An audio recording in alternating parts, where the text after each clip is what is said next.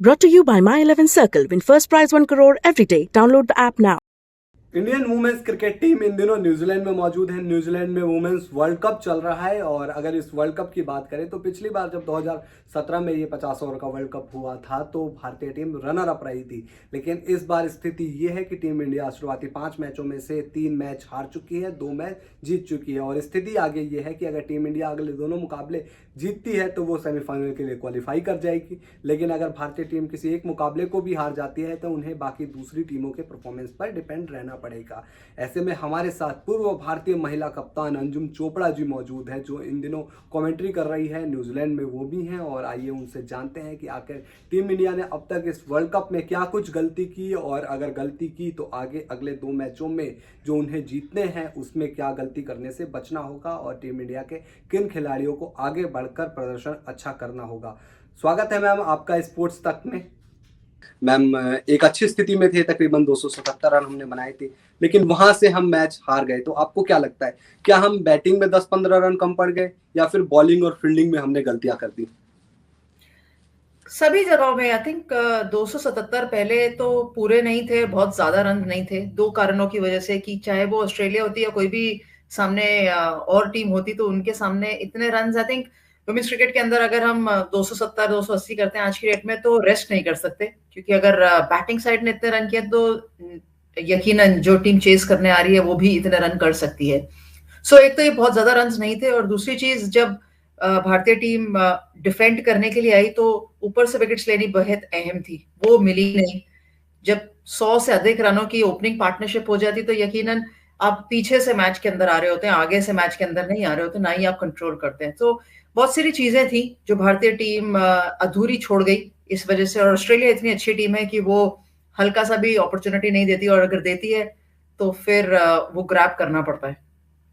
Ma'am कल match के बाद कैप्टन मिताली राज ने कहा भी कि जब आप इस तरीके का स्कोर करते हैं या मैच हारते हैं तो आपको लगता है कि 10-15 रन आप पीछे छूट गए, लेकिन फील्डर्स ने और बॉलर्स का दिन जो था वो अच्छा नहीं रहा। ऐसे में आपको क्या लगता है कि जो हमारे गेंदबाज थे अभी तक अच्छा कर रहे थे उनसे कहाँ गलतियां हो गई कल? क्योंकि सामने आपको पता था ऑस्ट्रेलियन टीम में मजबूत है, लेकिन जब आप इतना बड़ा ओपनिंग स्टैंड दे देते हैं उनको तो आपने जरूर कुछ गलतियां की हैं। देखिए, गलती तो अगर आप पिछले 5-7 मैच निकालेंगे तो या तो बैटिंग की गलती होती है, बॉलिंग की गलती होती है। तो गलतियां ढूंढने तो हम जाते नहीं है। जब आप विश्व कप खेलते हैं तो आप ये देखने जाते हैं कि आप ज्यादा अच्छा कैसे खेल सकते हैं। सो मैं इस चीज से बिल्कुल सहमत नहीं हूं कि गेंदबाजों ने गलतियां करी हैं। मैं समझती हूँ कि पहले बल्लेबाजों ने काफी गलती कर दी थी, क्योंकि जिस पिच पे भारतीय टीम खेल रही थी वो मैच, वो बहुत बढ़िया बैटिंग कंडीशंस थी और 15 रन ज्यादा भी होते तो भी ऑस्ट्रेलिया टीम 15 रनों से मैच हारने नहीं वाली थी। वो डेफिनेटली उसी हिसाब से पेस करती है अपनी इनिंग्स। सो मुझे लगता है कि पहले तो बैटर्स ने टीम को लेट डाउन किया और उसके बाद अगर गेंदबाजी की तरफ नजर डालेंगे तो जी हाँ, हमारे को ऊपर से विकेट चाहिए थी और जब ऊपर से विकेट चाहिए होती है तो आप सबसे ज्यादा अनुभवी गेंदबाज की तरफ रुख करते हैं। और सबसे ज्यादा अनुभवी गेंदबाज इस समय भारतीय टीम के अंदर झूलन गोस्वामी है, तो आप उनकी तरफ रुख करते हैं कि क्या वो ऊपर से विकेट दिलवा सकती हैं या नहीं। लेकिन वहां पर भी नाकामयाबी रही। सामने मेघना सिंह गेंदबाजी कर रहे थे और जैसे मैंने कहा कि ओपनिंग पार्टनरशिप जो थी 100 से ज्यादा रनों की हो चुकी थी, तो वहां से आप मैच में वापस नहीं आ सकते। जब भी आप विश्व कप का मैच किसी अच्छी टीम के अगेंस्ट खेलते हैं तो आप मैच में पीछे से बहुत कम होता है कि वापसी कर पाते हैं। ऐसा नहीं है कि नहीं कर सकते, लेकिन ये नहीं कह सकते कि आज बैटर्स की गलती हो गई, कल बॉलर्स की गलती हो गई। आई थिंक टीम तो कंबाइंड बैटिंग बॉलिंग सब कुछ कम बन के ही करती है। तो आई थिंक ये कहना थोड़ा सा अनफेयर है कि बॉलर्स की गलती हो गई। मैम अब इस वर्ल्ड कप की अगर देखें तो इंडिया के लिए कुछ नेगेटिव्स रहे, जैसे कि हम 3 मैच हार गए बड़े टीमों के अगेंस्ट, चाहे वो इंग्लैंड, ऑस्ट्रेलिया और न्यूजीलैंड। लेकिन कुछ पॉजिटिव्स भी निकल कर आए। जैसे हम देखें तो हरमनप्रीत कौर, उनके परफॉर्मेंस पर लगातार बातें हो रही थी वर्ल्ड कप से पहले, लेकिन उन्होंने बताया कि एक्सपीरियंस क्या होता है और जो बड़ा प्लेयर होता है वो बड़े समय पर यानी कि बड़े मैचों में आकर अच्छा परफॉर्म करता है। उनको लेकर टीम इंडिया को कितनी संतुष्टि मिली होगी एक तरीके से उनके प्रदर्शन को देखकर? देखिए, मेरे हिसाब से तो हरमनप्रीत कौर एकमात्र मैच विनर है इस भारतीय टीम के अंदर और उनके फॉर्म को लेके अगर चर्चा हो रही थी तो वो बिल्कुल ठीक है, क्योंकि काफी कुछ समय से ऐसी उन्होंने अपना खुद का जो स्तर है 171 नॉट आउट जब पिछली बार किया था ऑस्ट्रेलिया के विरुद्ध। आई थिंक अगर ऐसी नॉक कोई खिलाड़ी खेल सकता है तो यकीनन उनमें क्षमता है रिपीटेडली वो नॉक्स खेलने के, अगर 170 ना भी हो तो भी मैच विनिंग नॉक्स खेलने की। थोड़ी बहुत समय जो था वो चोट के कारण भी हरमनप्रीत अंदर बाहर रही भारतीय टीम से, लगातार एक दिवसीय मैचेस खेली ही नहीं, और उसके चलते भी फॉर्म ऊपर नीचे हो जाता है। पर ये कहना कि हरमनप्रीत कौर फॉर्म में बिल्कुल भी नहीं है और वो भारतीय टीम में रहनी चाहिए नहीं रहनी चाहिए, आई थिंक वो बेसलेस बातें हैं। ये आइडेंटिफाई करना हमेशा जरूरी होता है कि आपका मैच विनर कौन है, और जब आप वो आइडेंटिफाई कर लेते हैं तो उनको बैक करना बेहद जरूरी होता है। अगर आप उसी पे सवालिया निशान खड़ा करने लगेंगे तो जो बाकी लोग हैं टीम के अंदर, वो सोचेंगे कि अगर इन्हीं की जगह सिक्योर नहीं है तो बाकी कहाँ जाएंगे। सही बात है मैम। आपने एक बात कही कि हरमनप्रीत कौर इस टीम में एकमात्र मैच विनर है। अगर हम बैटिंग ऑर्डर की अभी बात करें तो आपने देखा कि किस तरीके से सैफ अली जो थी वो बीच में बाहर हुई, लेकिन ऑस्ट्रेलिया के अगेंस्ट वो टीम में आई। सैफ अली को हमने देखा है कि जब वो अपने अंदाज में बैटिंग करती है तो वो ऐसी प्लेयर है कि वो मैच को स्टार्टिंग में 10 ओवर में मोमेंटम दे देगी। तो उनसे कितना उम्मीद करती है टीम इंडिया, क्योंकि वो स्टार्टिंग में आपको एक तेजी से रन जरूर दे सकती है। देखिए, ये आप भी मानते हैं दे सकते हैं, मैं भी मानती हूँ दे सकते हैं, लेकिन टीम को मानना बहुत जरूरी है ना, क्योंकि वो डिसाइड करते हैं कि वो टीम के अंदर खेलेगी कि नहीं खेलेगी। तो अगर वहां से देखेंगे तो यकीनन अगेन शिवाली बहुत युवा खिलाड़ी हैं, उनको समय लगेगा अंतर्राष्ट्रीय स्तर पर एक अपना सिक्का जमाने में, लेकिन ये सारी चीजें जो हैं छोटे छोटे पड़ाव हैं जो ऑफकोर्स उनके करियर में भी आएंगे। वो इन पड़ावों से कैसे आगे निकल कर आती हैं और अच्छा प्रदर्शन करती हैं, ये ऑफकोर्स उनके हाथ में है, और थोड़ा बहुत जो कहें जो उनके आसपास लोग हैं उनको उनको उसको गाइडेंस देने की बात है उनके हाथ में। सो आई स्टिल फील कि वो भी एक और बहुत मेजर कंट्रीब्यूटर है, इम्पैक्ट प्लेयर है शेफाली वर्मा। और अगेन ऐसे इम्पैक्ट प्लेयर को नर्चर करना बहुत जरूरी है। हर प्लेयर के लिए एक मापदंड नहीं रहता, तो वैसे ही हर प्लेयर के लिए, चाहे वो हरमनप्रीत हो, चाहे वो शेफाली वर्मा हो, चाहे वो दीप्ति शर्मा हो, हर एक का एक अलग मापदंड है किस तरीके से आपने उनको मैनेज करना है। और आई गेस टीम के अंदर जो भी हैंडल करता मैनेज करता है उनका ये यही रोल है। मैम अभी तक जो टीम की बैटिंग लाइनअप दिखी है हमें तो अच्छी नजर आई है। एटलीस्ट जैसे कि स्मृति मंधाना ने एक मैच जो सेंचुरी की वो अच्छा रहा। इसके अलावा यास्तिका बड़ा अच्छा परफॉर्म कर रही है, लेकिन अभी तक हमने सबको साथ में, एक मैच आता है ना कि सारे हमारे प्लेयर साथ में बड़ा अच्छा परफॉर्म करें, और अब वो समय आ गया है कि आपको साथ में परफॉर्म करना पड़ेगा, क्योंकि 2 मैच बचे हैं। एक आपको खेलना है बांग्लादेश, एक साउथ अफ्रीका। तो टीम क्या सोच रही होगी, एटलीस्ट उनके जहन में क्या चल रहा होगा? आप खुद एक कप्तान रही हैं, आपके हिसाब से इस समय टीम के दिमाग में क्या कुछ चल रहा होता है? दबाव होगा क्लियरली, बिकॉज और रहना भी चाहिए, क्योंकि ये दबाव खुद ही बुलाया है अपने ऊपर। ऐसा तो नहीं है कि सामने वाली जो टीम थी उसने दबाव डाला है। सो मुझे लगता है जो मैच न्यूजीलैंड के विरुद्ध भारतीय टीम बहुत खराब खेली उससे दबाव पड़ा, जिस तरीके से शुरुआत करी पाकिस्तान के साथ वो दबाव पड़ा। ठीक है, अकेला एक मैच हम ये कह सकते हैं कि वेस्ट इंडीज के विरुद्ध बल्लेबाजों ने जिताया, वहां पर भी बल्लेबाजों ने स्टांस लिया तो जाके आप एक इम्पैक्ट क्रिएट कर पाए। सो बहुत सारी चीजें हैं। जिस तरीके से भारतीय टीम इंग्लैंड के खिलाफ खेली, ऐसा लगा ही नहीं था कि वो मैच खेलने आए थे, ऐसा लगा था जबरदस्ती ले आए मैच खेलने के लिए उनको। सो ऐसी ऐसी चीज आपने बिल्कुल सही कहा कि अभी तक ऐसे कलेक्टिव परफॉर्मेंस निकल कर नहीं आया, और इंडिविजुअल ब्रिलियंस के चलते भारतीय टीम अभी तक खेल पाई है, जिस तरीके से प्रदर्शन कर पाई है, चाहे वो स्नेह राणा की विकेट्स हो, या पूजा वासरकर का नॉक हो, या हरमनप्रीत का नॉक हो, या स्मृति का हो। सो कलेक्टिवली तो रन करने पड़ेंगे, या कलेक्टिवली अच्छा प्रदर्शन करना पड़ेगा। और एक ये बहुत इंपॉर्टेंट फैक्टर रहा है ओवर द इयर्स भारतीय टीम के खेल की तरफ नजर डालेंगे कि कलेक्टिव ब्रिलियंस के चलते ही भारतीय टीम अच्छा प्रदर्शन कर पाई है।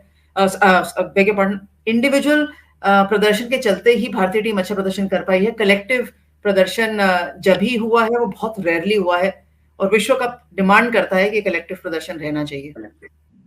और मैम कुछ और सवाल हैं जो बल्लेबाज और स्मृति मंधाना और मिताली राज को मैं साथ लेकर एक सवाल जोड़ूंगा कि दोनों ही ऐसी प्लेयर रही हैं जो जिन्होंने पास्ट में बहुत अच्छा परफॉर्म किया, और वो इंडिया की जीत में बहुत बड़ी एक कहते हैं कि इंपॉर्टेंट भूमिका निभाती है। लेकिन अब वर्ल्ड कप में स्मृति मंधाना, आप उनसे ओपनिंग में उम्मीद करते हैं? क्योंकि कल भी हमने देखा है ऑस्ट्रेलिया के अगेंस्ट 28 पे 2 हो गए थे, वहां से आप इंग्लैंड वाले सिचुएशन दोहरा सकते थे जो हमने इस वर्ल्ड कप में देखा है। आप कोलैप्स हुए हो, चाहे वो न्यूजीलैंड का अगेंस्ट हो, चाहे पाकिस्तान में भी आप बचे हो। तो ऊपर से स्मृति मंधाना को बहुत जिम्मेदारी लेनी पड़ेगी कि साथ में मिताली राज वो स्ट्राइक रेट पर अपने थोड़ा ध्यान रखेगी कि हम आपने चल लिए कल रन बनाए, लेकिन थोड़ा सा आपको और जरूरत के हिसाब से तेज खेलना पड़ेगा। बिल्कुल खेलना ही चाहिए। आई थिंक जब प्रेस कॉन्फ्रेंस हुई थी तो कप्तान मिताली राज ने खुद कहा था कि वो भली भांति जानती हैं किस स्थिति के अंदर उनको कैसे बल्लेबाजी करनी है, स्ट्राइक रेट हो ना हो, एवरेज हो ना हो, बट वो बहुत बेहतरीन तरीके से जानते हैं और सही बात भी है क्योंकि उनके पास अनुभव है इन चीजों का। बट जो अनुभव उनका है और जो अनुभव टीम का है और जो सामने ऑपोजिशन है, उसके चलते कहीं ना कहीं एक इम्बैलेंस आ रहा है। जो भी हो, आई गेस आपके पास इस ड्रेसिंग रूम में, भारतीय टीम के ड्रेसिंग रूम में, मैं मानती हूँ कि इतनी अच्छी क्वालिटी है, इतना अच्छा स्किल है और इतने सारे अवार्ड्स हैं उस ड्रेसिंग रूम के अंदर कि भारतीय टीम ये जो परिस्थितियों से घिरी हुई है इससे निकल कर आ सकती है। अब कलेक्टिवली निकल कर आए या इंडिविजुअली निकल कर आए और कलेक्टिव प्रदर्शन करे, वो भारतीय टीम के हाथ में है। आप और हम तो दर्शक हैं, हम चाहते हैं कि अच्छा खेले, लेकिन खिलाड़ी के हाथ में होता है कि आप कैसा प्रदर्शन करें।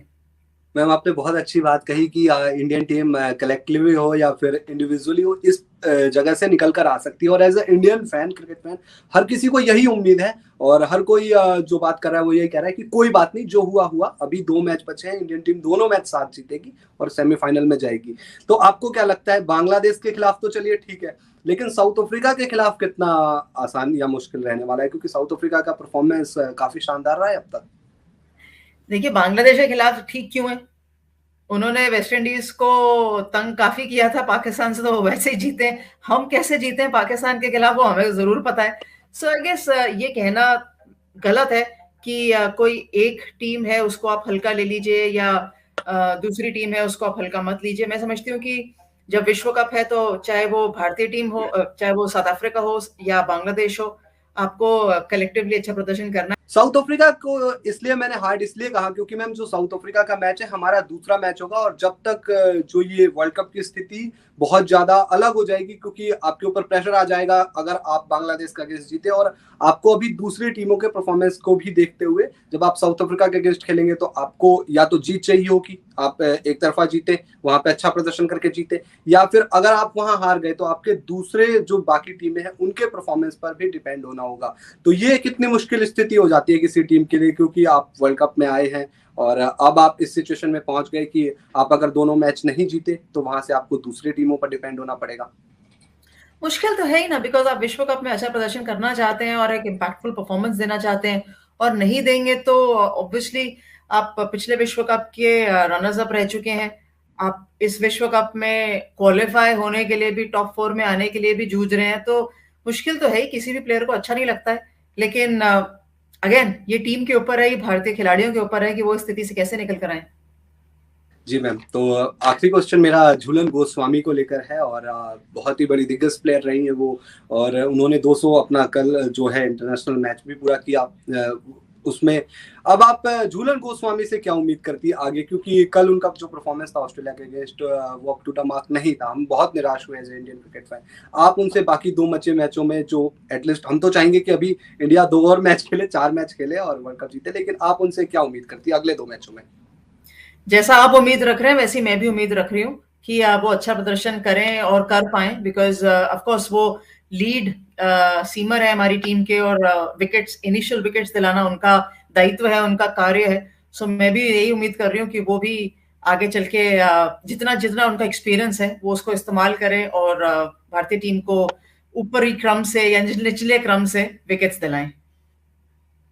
जी मैम, देखिए उम्मीद हम भी यही करते हैं कि ऐसा इंडियन टीम मिलजुल कर अच्छा परफॉर्म करे, सभी खिलाड़ी साथ दे, और आपने भी उम्मीद जताई है कि हम अगले 2 मुकाबले हैं वो जरूर जीतेंगे और सेमीफाइनल के लिए क्वालिफाई करेंगे, और होपफुली पूरा इंडिया भी यही चाहता है।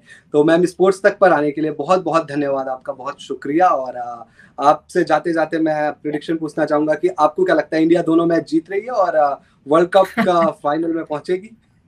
आप विश पूछ रहे हैं और विश तो डेफिनेटली यही है कि भारतीय टीम को दोनों मैचेस जीतने चाहिए। प्रिडिक्शन देना इस समय मुश्किल है, लेकिन मैं अगेन अपनी विश को फॉलो करते प्रिडिक्शन देना चाहूंगी। मैं चाहूंगी कि भारतीय टीम यहाँ से दोनों मैचेस जीते और टॉप 4 में क्वालिफाई करे, और जिस तरीके से यहाँ से दोनों मैचेस जीते वो अपना फॉर्म भी वापस पाती हुई दोनों मैचेस जीते, बिकॉज दूसरी टीम खराब खेले और आप अच्छा खेले या जीते, आई थिंक वो थोड़ा अनफेयर हो जाएगा। सो विश और प्रिडिक्शन दोनों साथ साथ। Okay, thank you so much ma'am, sports तक पर आने के लिए आपका बहुत बहुत शुक्रिया।